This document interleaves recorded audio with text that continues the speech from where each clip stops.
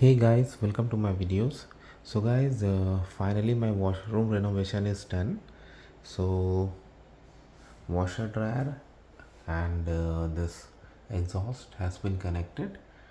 It was like a very good project. Like in order to do this, they had sent a team of HVAC expert who had gone to attic and made all the necessary arrangements over there, and then there was a guy who came and connected this.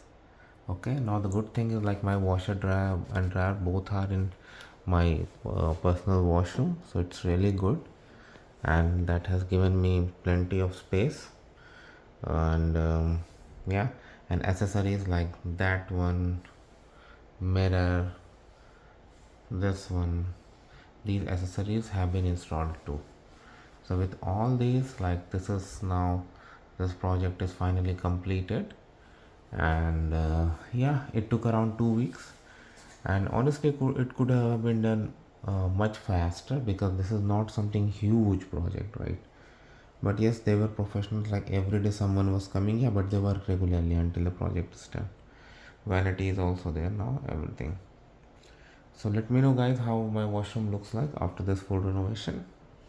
And thanks for watching this video. Please subscribe to the channel. Thank you.